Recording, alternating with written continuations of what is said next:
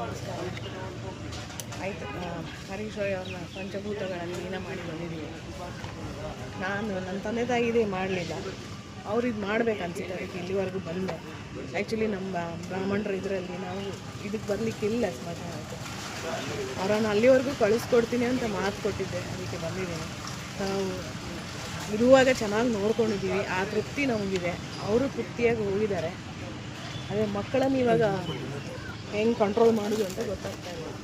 ಆದರೆ ಇಡೀ ಕರ್ನಾಟಕ ಜನತೆ, ಸಿನಿಮಾ ಇಂಡಸ್ಟ್ರಿ, ಕಿಂಗಕಾರಿ ಯಶ್ ಅವರು, ನಮ್ಮ ದುರ್ಗಾ ಸರ್ಜಾ ಅವರು, ಶಿವಣ್ಣ, ಪ್ರತಿಯೊಬ್ಬರಿಗೂ ನಾವು ಕೈ ಎತ್ತಿ ಮುಗಿದ್ರೂ ಕೂಡ ಕಡಿಮೆ ಅನಿಸುತ್ತೆ. ಯಾಕೆಂದರೆ ಎಲ್ಲರೂ ಸಹಾಯ ಮಾಡಿದ್ದಕ್ಕೆ ಇಷ್ಟುವರೆಗೆ ಅವರನ್ನು ಉಳಿಸ್ಕೊಂಡು ಬಂದ್ವಿ.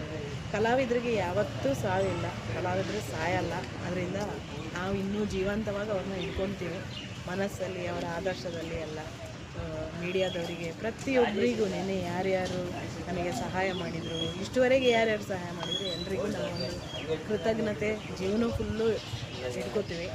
ಆಮೇಲೆ ಏನಂದರೆ ನನ್ನ ಮಕ್ಕಳ ಮೇಲೆ ಸದಾ ಕರ್ನಾಟಕ ಜನತೆ ಎಲ್ಲರೂ ಪ್ರತಿಯೊಬ್ಬರು ಆಶೀರ್ವಾದ ಮಾಡಿ, ತಂದೆ ಇಲ್ಲದ ಮಕ್ಕಳು ಅಂತ ನೆಗ್ಲೆಕ್ಟ್ ಮಾಡಬೇಡಿ. ಅವರಿಗೆ ನೀವು ಪ್ರೋತ್ಸಾಹ ಕೊಡಬೇಕು.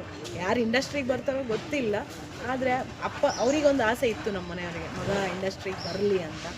ನೋಡುವ ಮುಂದೆ ದೈವ ಇಚ್ಛೆ ಹೇಗಿದೆ ಹಾಗಾಗತ್ತೆ. ಅದರಿಂದ ಪ್ರತಿಯೊಬ್ಬರಿಗೂ ನಮ್ಮ ಕೃತಜ್ಞತೆ.